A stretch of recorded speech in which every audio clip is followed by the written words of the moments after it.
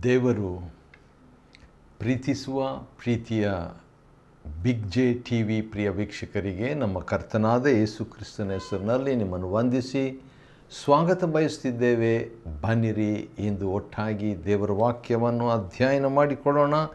ಇಂದಿನ ನಮ್ಮ ಅಧ್ಯಯನ ಕೀರ್ತನೆಗಳು, the book of Psalms, chapter 32, 32ನೇ ಅಧ್ಯಾಯ.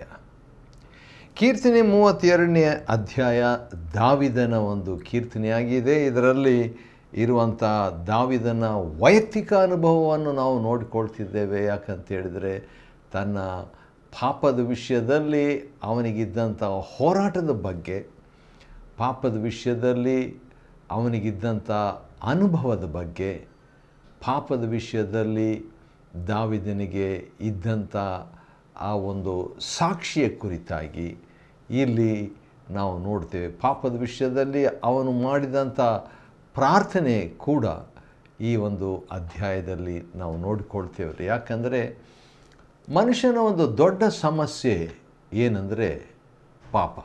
ಯಾಕೆ ಆ ರೀತಿಯಾಗಿ ಹೇಳ್ತೀನಿ ಅಂತ ಹೇಳಿದರೆ, ಒಂದು ವೇಳೆ ಮನುಷ್ಯನು ಪಾಪ ಮಾಡದಿದ್ದರೆ ಯೇಸು ಕರ್ತನು ಈ ಲೋಕಕ್ಕೆ, ಯೇಸು ರಕ್ಷಕನು ಈ ಲೋಕಕ್ಕೆ ಬರುವಂಥ ಅವಶ್ಯಕತೆ ಇರಲಿಲ್ಲ.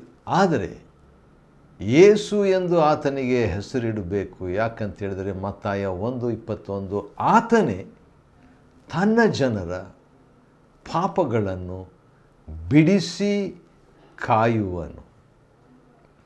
ಹೌದು, ನಮ್ಮ ಕರ್ತನಾದ ಯೇಸು ಕ್ರಿಸ್ತನು ಬಂದಂಥ ಉದ್ದೇಶ ಪಾಪ ಪರಿಹಾರ ಆಗಬೇಕು, ಪಾಪದ ಸಮಸ್ಯೆ ಹೋಗಬೇಕು, ಪಾಪದ ಹೋರಾಟ ನಿಲ್ಲಬೇಕು, ಪಾಪಕ್ಕೆ ಒಂದು ಉತ್ತರ, ಪರಿಹಾರ, ಸೂಕ್ತ ಪರಿಹಾರ ನಿರಂತರವಾಗಿ ಕಾಣಬೇಕು ಎಂಬುದಾಗಿ ನಮ್ಮ ಕರ್ತನಾದ ಯೇಸು ಮನುಷ್ಯನಾಗಿ ಲೋಕಕ್ಕೆ ಬರಬೇಕಾಯಿತು.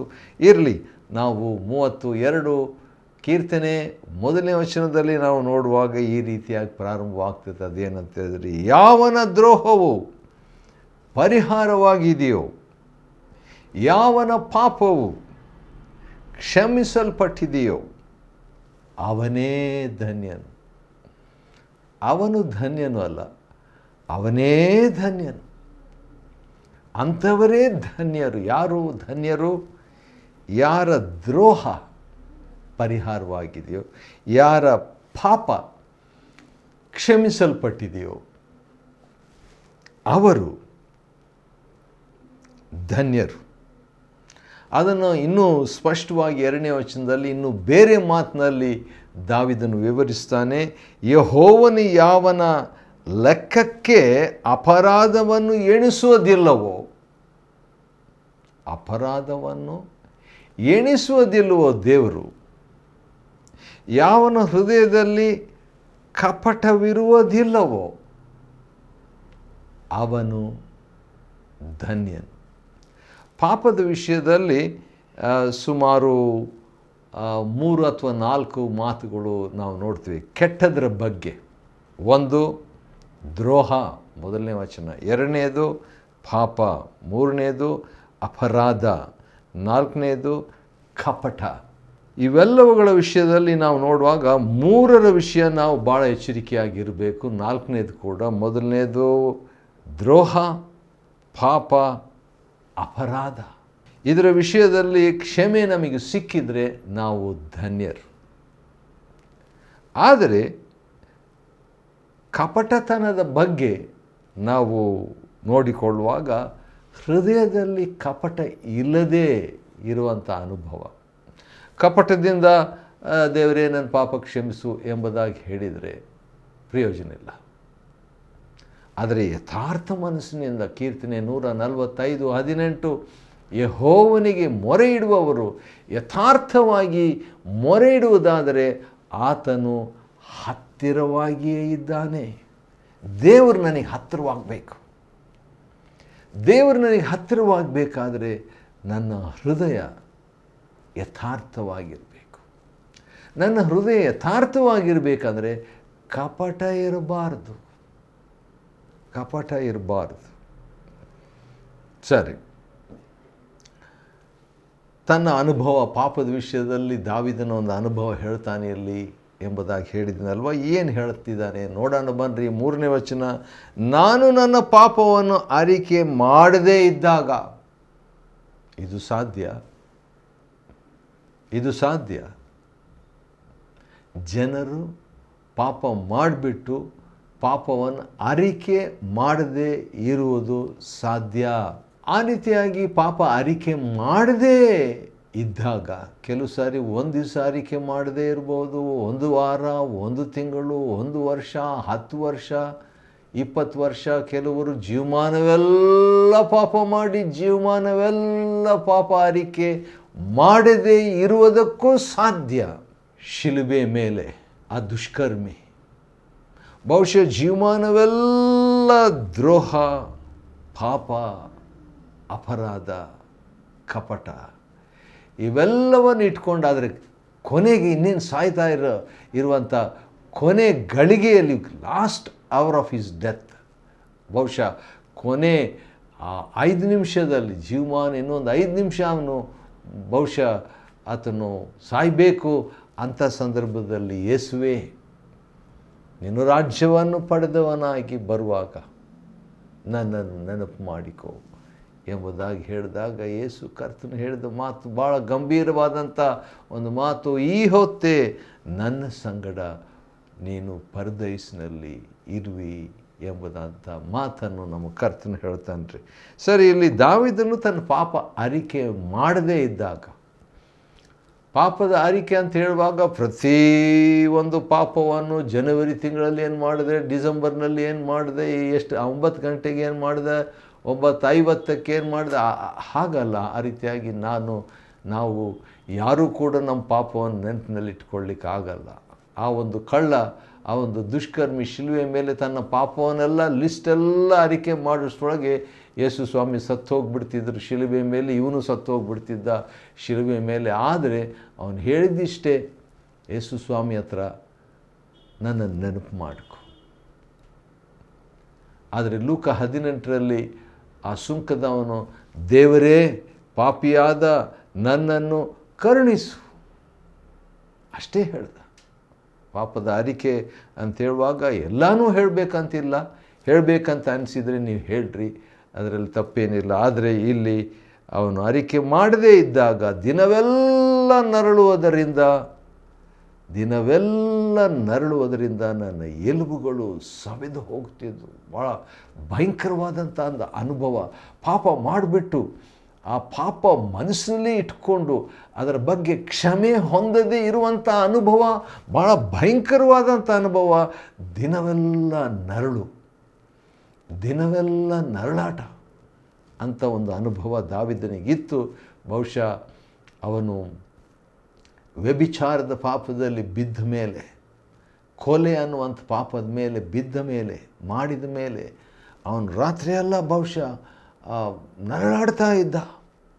ಎಲುಬುಗಳು ಕೂಡ ಅದು ಎಫೆಕ್ಟ್ ಆಯಿತು, ಆರೋಗ್ಯಕ್ಕೆ ಅದು ಬಾಧಿಸ್ತದೆ. ಹಾಗಲಿರಲು ನಿನ್ನ ದೇವರ ಶಿಕ್ಷಾ ಹಸ್ತವು ನನ್ನ ಮೇಲೆ ಭಾರವಾಗಿತ್ತು. ದೇವರ ಶಿಕ್ಷೆಯ ಹಸ್ತ ಅದನ್ನು ಫೀಲ್ ಮಾಡಿಕೊಂಡ, ಭಾರವಾಗಿತ್ತಂತೆ. ಬೇಸಿಗೆ ನೀರಿನಂತೆ ನನ್ನ ಶರೀರದ ಸಾರವೆಲ್ಲ ಬತ್ತಿ ಹೋಯಿತು. ಡಿಹೈಡ್ರೇಷನ್ ಅಂತ ಹೇಳ್ತಾರಲ್ಲ, ನೀರಿಲ್ಲದಂಥ ಒಂದು ದೇಹ ಯಾವ ರೀತಿಯಾಗಿ ಫೇಂಟ್ ಆಗಿಬಿಡ್ತಾರೆ, ಮೂರ್ಛಿತರಾಗ್ತಾರೆ, ಬಿದ್ದು ಹೋಗ್ತಾರೆ, ಸವೆದು ಹೋದಂಥ ಅನುಭವ, ಬತ್ತಿ ಹೋದಂಥ ಅನುಭವ. ಹೀಗಿರುವಲ್ಲಿ ಏನು ಮಾಡಬೇಕು, ಪರಿಹಾರ ಏನು? ಹೀಗಿರುವಲ್ಲಿ 5ನೇ ವಚನ, ಕೀರ್ತನೆ 32:5, ಯೆಹೋವನ ಸನ್ನಿಧಿಯಲ್ಲಿ ನನ್ನ ದ್ರೋಹವನ್ನು ಒಪ್ಪಿಕೊಳ್ಳುವೆನು ಅಂದುಕೊಂಡು, ಭಾಳ ವೈಸ್ ಡಿಸಿಷನ್, ಬುದ್ಧಿವಂತಿಕೆಯ ಜ್ಞಾನದ ಒಂದು ತೀರ್ಮಾನ ಏನಂತ, ನಾನು ಒಪ್ಕೊಳ್ತೀನಿ, ನನ್ನ ಪಾಪ ದೇವ್ರ ಮುಂದೆ ಒಪ್ಕೊಳ್ತೀನಿ, ನನ್ನ ತಪ್ಪು ಒಪ್ಕೊಳ್ತೀನಿ, ನನ್ನ ದ್ರೋಹ ಒಪ್ಕೊಳ್ತೀನಿ, ನನ್ನ ಅಪರಾಧ ಒಪ್ಕೊಂಡ್ಬಿಡ್ತೀನಿ, ನನ್ನ ಪಾಪ ನಾನು ದೇವ್ರ ಮುಂದೆ ಒಪ್ಕೊಳ್ತೀನಿ, ನನ್ನ ಕಪಟತನವನ್ನು ಕೂಡ ನಾನು ಒಪ್ಕೊಳ್ತೀನಿ ಅಂತೇಳ್ಬಿಟ್ಟು ಅಂದುಕೊಂಡು ನನ್ನ ಪಾಪವನ್ನು ಮರೆ ಮಾಡಿದೆ, ನಿನಗೆ ನನ್ನ ದೋಷವನ್ನು ತಿಳಿಸಿದೆನು. ನೋಡಿರಿ ಏನೆಲ್ಲ ಪದ ದಾವೀದನು ಯೂಸ್ ಮಾಡ್ತಾ ಇದ್ದಾನೆ ಪಾಪಕ್ಕೆ ಸಂಬಂಧಿಸಿ ಅಥವಾ ಕೆಟ್ಟತನಕ್ಕೆ ಸಂಬಂಧಿಸಿ. ಕೆಟ್ಟ ಕೃತ್ಯಕ್ಕೆ ಸಂಬಂಧಿಸಿ ದ್ರೋಹ ಅಂತ ಹೇಳ್ತಾನೆ. ಮೊದಲನೇ ವಚನ ದ್ರೋಹ, ಪಾಪ ಮೊದಲನೇ ವಚನ, ಎರಡನೇ ವಚನ ಅಪರಾಧ, ಕಪಟತನ ಎರಡನೇ ವಚನ, ಮತ್ತು ಅವನು ಹೇಳ್ತಾನೆ ಮುಂದೆ ನನ್ನ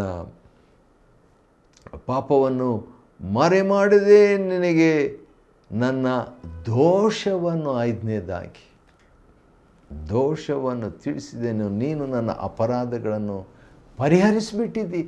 ದೇವರು ಒಳ್ಳೆಯವನು, ದೇವರು ಒಳ್ಳೆಯವನು.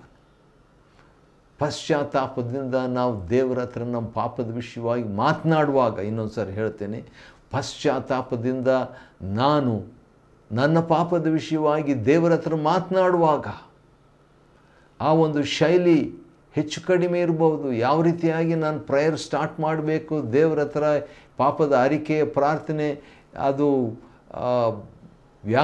ವ್ಯಾಕರಣ ಇಲ್ಲದೆ ಇರ್ಬೋದು, ಸ್ಟಾರ್ಟಿಂಗ್ ಸರಿಯಾಗಿ ಇಲ್ಲದೆ ಇರ್ಬೋದು, ಮುಕ್ತಾಯ ಸರಿಗಿಲ್ಲದೆ ಇರ್ಬೋದು, ಮಧ್ಯದಲ್ಲಿ ನಾನು ಹೇಳುವಂಥ ಮಾತು ಹೆಚ್ಚು ಕಡಿಮೆ ಇರ್ಬೋದು, ನಾನು ಕರೆಕ್ಟಾಗಿ ಪ್ರೇಯರ್ ಮಾಡದೇ ಇರ್ಬೋದು, ವೇದಶಾಸ್ತ್ರ, ದೈವಶಾಸ್ತ್ರ, ವ್ಯಾಕರಣ, ಶೈಲಿ, ಟೈಮು ಹೆಚ್ಚು ಕಡಿಮೆ ಇದ್ದರೂ ಪರವಾಗಿಲ್ಲ, ದೇವರು ಅರ್ಥ ಮಾಡಿಕೊಳ್ತಾನೆ. ದೇವರು ದೊಡ್ಡವನು, ದೇವರು ಅರ್ಥ ಮಾಡಿಕೊಳ್ತಾನೆ.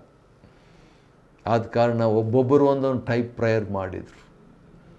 ಜಕ್ಕಾಯನು ಲೂಕ 19ರಲ್ಲಿ ಯಾರಿಗಾದರೂ ಅನ್ಯಾಯವಾಗಿ ನಾನು ತಗೊಂಡಿದ್ರೆ ಅಂತ ಹೇಳ್ಬಿಟ್ಟು ಆ ರೀತಿಯಾಗಿ ಒಂದು ಅರಿಕೆ ಮಾಡಿದೆ. ಈ ಹೊತ್ತೇ ಈ ಮನೆಗೆ ರಕ್ಷಣೆ ಬಂತು, ದೇವರೇ ಪಾಪಿಯಾದ ನನ್ನನ್ನು ಕರುಣಿಸ ಸುಂಕದ ಮಾಡಿದ ಲೂಕ 18ರಲ್ಲಿ ಇವನು ನೀತಿವಂತನಾಗಿ ಹೊರಟು ಹೋದನು ಅಂತ. ಯಥಾರ್ಥತ್ವ, ಪ್ರಾಮಾಣಿಕತೆ, ಪಶ್ಚಾತ್ತಾಪ, ಅಂಥ ಆತ್ಮದಿಂದ ನಾವು ಪ್ರಾರ್ಥನೆ ಮಾಡುವಾಗ ನೀನು ನನ್ನ ಅಪರಾಧಗಳನ್ನು ಪರಿಹರಿಸಿಬಿಟ್ಟು, ಇದರಿಂದ ಭಕ್ತರೆಲ್ಲರೂ ಸಕಾಲದಲ್ಲಿ ನಿನ್ನನ್ನು ಪ್ರಾರ್ಥಿಸಲಿ.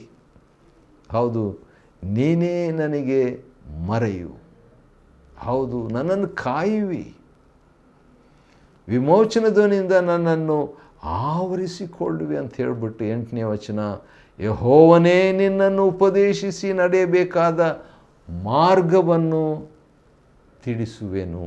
ಯೆಹೋವನು ಹೇಳ್ತಾ ಇರೋದು, ಯೆಹೋವನು ಹೇಳ್ತಾ ಇರುವಂಥದ್ದು, ನಿನ್ನನ್ನು ಉಪದೇಶಿ ನಡೆಯಬೇಕಾದ ಮಾರ್ಗವನ್ನು ತಿಳಿಸುವೆನು. ಅಂದರೆ ಮಾರ್ಗ ಯೇಸು ಕ್ರಿಸ್ತನು. ಮತ್ತೊಂದು ಸಾರಿ ಕೀರ್ತನೆ 32:8ರಲ್ಲಿ ಯೇಸು ಕ್ರಿಸ್ತನ ಒಂದು ಚಿತ್ರ ಮಾರ್ಗವಾಗಿ ನಾವು ನೋಡ್ತೇವೆ. 10ನೇ ವಚನದಲ್ಲಿ ಕೃಪೆಯಾಗಿ ನಾವು ನೋಡ್ತಾ ಇದ್ದೇವೆ. ಹೌದು, ಪ್ರತಿ ಕೀರ್ತನೆಯಲ್ಲಿ ಯೇಸು ಕ್ರಿಸ್ತನ ಒಂದು ಚಿತ್ರ. ಹೌದು, ಮಾರ್ಗವನ್ನು ನಾನು ತಿಳಿಸುವೆನು ಅಂತ ಕರ್ತನು ಹೇಳಿದ್ದಾನೆ. 2000 ವರ್ಷಗಳ ಹಿಂದೆ ಆ ಮಾರ್ಗವನ್ನು ಯೇಸು ಕ್ರಿಸ್ತನೆಂಬ ವ್ಯಕ್ತಿಯಲ್ಲಿ ದೇವರು ನಮಗೆ ತಿಳಿಸಿದನು. ಹೌದು, ನಿನ್ನನ್ನು ಕಟಾಕ್ಷಿಸಿ ಆಲೋಚನೆ ಹೇಳುವೇನು, ನಿನಗೆ ಉಪದೇಶಿಸ್ತೇನೆ, ನಡೆಯಬೇಕಾದ ಮಾರ್ಗ ತಿಳಿಸ್ತೇನೆ, ಕಟಾಕ್ಷಿಸಿ ಆಲೋಚನೆ ಕೂಡ ಹೇಳ್ತೇನೆ ಅಂತ ಹೇಳ್ತಾನೆ. ಯಾವಾಗ ನಾನು ಪಾಪವನ್ನು ನಾನಾಗಿ ಇಟ್ಟುಕೊಳ್ಳದೆ ನಾನು ದೇವರ ಮುಂದೆ ಒಪ್ಕೊಳ್ತೀನಿ, ಆ ನನ್ನ ದೋಷವನ್ನು ನಾನು ತಿಳಿಸ್ಬಿಡ್ತೇನೆ, ನಾನು ಮರೆ ಮಾಡೋದಿಲ್ಲ ಅಂತ ಹೇಳುವಾಗ ದೇವರು ಅಪರಾಧವನ್ನು ತಿಳಿಯದೆ ಮಾಡುವ ಪಾಪ, ದ್ರೋಹ, ಅಪರಾಧ, ದೋಷ ಇವುಗಳನ್ನು ಕ್ಷಮಿಸುವ ದೇವರು ನಮಗಿದ್ದಾನೆ. ಆದುದರಿಂದ 9ನೇ ವಚನ, ನೀವು ವಿವೇಕಹೀನರಾಗಿ ಕುದುರೆಯಂತಾಗಲಿ ಹೆಸರು ಕತ್ತೆಯಂತಾಗಲಿ ಇರಬೇಡ್ರಿ, ಅವುಗಳು ಬಾರು ಕಡಿವಾಣಗಳಿಲ್ಲದೆ ಸ್ವಾಧೀನವಾಗುವುದಿಲ್ಲ ಅಂತ ಹೇಳ್ಬಿಟ್ಟು ದೇವರು ನಮಗೆ ಬೋಧಿಸ್ತಾನ್ರಿ. ಕೊಲೋಸಿ 3:16ರಲ್ಲಿ ಕೀರ್ತನೆಗಳನ್ನು ಯಾಕೆ ಓದಬೇಕು, ಅದರಲ್ಲಿ ಬೋಧನೆ ಇದೆ. ದುಷ್ಟರಿಗೆ ಅನೇಕ ಕಷ್ಟಗಳು, ನಷ್ಟಗಳು ಉಂಟಾಗ್ತದೆ, ಆದರೆ ಯೆಹೋವನಲ್ಲಿ ಭರವಸವಿಟ್ಟವರನ್ನು ಆತನ ಕೃಪೆಯು ಆವರಿಸಿಕೊಳ್ತದೆ. ನಾನು ದೇವರ ಕೃಪೆಯಿಂದ ಆವರಿಸಲ್ಪಡಬೇಕು ಎಂಬ ಬಯಕೆ ನಿಮಗಿರಲಿ. 11ನೇ ವಚನ, ನೀತಿವಂತರೇ. ದಾವೀದನು ಒಂದು ಅನುಭವ ಅವನಿಗಾದಮೇಲೆ ಅವನು ಹೇಳ್ತಾನೆ, ತನ್ನ ಅನುಭವ ತನಗಾದ ನಂತರ ಭಕ್ತಾದಿಗಳೇ, ಭಕ್ತರೇ, ನೀತಿವಂತರೇ, ಯಥಾರ್ಥ ಚಿತ್ತರೇ ಅಂತ ಬೇರೆಯವರಿಗೂ ಉಪದೇಶ ಮಾಡ್ತಾನೆ. ನೀತಿವಂತರೇ, ಯೆಹೋವನಲ್ಲಿ ಸಂತೋಷಿಸುತ್ತಾ ಉಲ್ಲಾಸವಾಗಿರ್ರಿ. ಈ ಸಂತೋಷ ಉಲ್ಲಾಸ ಯಾವಾಗ ಬರ್ತದೆ? ಪಾಪ ಅರಿಕೆ ಮಾಡಿದಾಗ.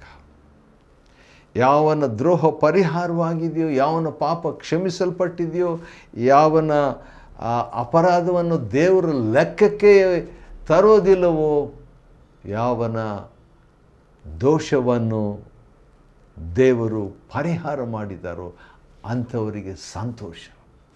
ಭಕ್ತ ಸಿಂಗಮ್ಮ ಅಂತ ದೇವ್ರ ಸೇವಕರು ಒಂದು ಸಾರಿ ಚರ್ಚಿಗೆ ಹೋಗ್ಬಿಟ್ಟು ಯಾರು ಪಾಪ ಕ್ಷಮಾಪಣೆ ಹೊಂದದವರು ಹೇಗೆ ತಿಳ್ಕೊಳ್ಳೋದು ಅಂತ ಹೇಳ್ಬಿಟ್ಟು ನೋಡಿಬಿಟ್ಟು ಸಭೆ ಮುಂದೆ ನಿಂತ್ಕೊಂಡು ಆಲಯ ಬಿಟ್ಟು ಹೊರಗೆ ಬರುವಾಗ ಒಬ್ಬೊಬ್ಬರ ಮುಖ ನೋಡ್ತಿದ್ರಂತೆ. ನೋಡ್ತಾ ಇದ್ದಾಗ ಖುಷಿಯಿಂದ ಸಂತೋಷದಿಂದ ಕೆಲವರು ಬರ್ತಾ ಭಾಳ ಕಡಿಮೆ, ಆ ರೀತಿಯಾಗಿ ಬರುವಾಗ ಇವರು ಪಾಪ ಕ್ಷಮಾಪಣೆ ಹೊಂದಿದ್ದಾರೆ ಅಂತ. ಹೆಚ್ಚಿನ ಅಂಶ ಸಪ್ಪೆ ಮುಖ ಇಟ್ಕೊಂಡು ದೇವಾಲಯದಿಂದ ಹಾಡಾಡಿಬಿಟ್ಟು ಸಂದೇಶ ಕೇಳಿಬಿಟ್ಟು ಬರುವಂಥವರು ಇವರು ಪಾಪ ಕ್ಷಮಾಪಣೆ ಹೊಂದಿಲ್ಲೇನೋ, ದೇವ್ರ ಮಕ್ಕಳಾಗಲಿಲ್ಲೇನೋ ಎಂಬುದಾಗಿ ತಿಳ್ಕೊಳ್ತಿದ್ರಂತೆ. ನೀತಿವಂತರೇ, ಯೆಹೋವನಲ್ಲಿ ಸಂತೋಷ ಪಡಿರಿ. ನೀತಿವಂತರ ಹಕ್ಕು ಸಂತೋಷ. ನೀತಿವಂತರ ಹಕ್ಕು ಕರ್ತನಲ್ಲಿ ಉಲ್ಲಾಸವಾಗಿರುವಂಥದ್ದು. ಯಥಾರ್ಥ ಚಿತ್ತರೇ, ಆತನ ವಿಷಯದಲ್ಲಿ ಉತ್ಸಾಹ ಧ್ವನಿ ಮಾಡಿರಿ ಎಂಬುದಾಗಿ ದಾವೀದನು ಉತ್ತೇಜನ ಮಾಡ್ತಾ ಇದ್ದಾನೆ. ನೀತಿವಂತರಿಗೂ ಯಥಾರ್ಥವಂತರಿಗೂ ತಾನು ಪಾಪ ಕ್ಷಮೆಯ ಅನುಭವ ಹೊಂದಿದ ಮೇಲೆ ಆ ರೀತಿಯಾಗಿ ನಾವು ಸಂತೋಷವಾಗಿ ಉಲ್ಲಾಸವಾಗಿ ಇರುವಂತೆ ದೇವರು ನಮಗೆ ಕೂಡ ಸಹಾಯ ಮಾಡಲಿ. ಕೀರ್ತನೆ 32ನೇ ಅಧ್ಯಾಯವನ್ನು ಅಧ್ಯಯನ ಮಾಡಿಕೊಳ್ಳುವಂತೆ ದೇವರು ಕೊಟ್ಟ ಕೃಪೆಗಾಗಿ ಆತನಿಗೆ ಸ್ತೋತ್ರವಾಗಲಿ. ದೇವರು ನಿಮ್ಮನ್ನು ಆಶೀರ್ವದಿಸಲಿ.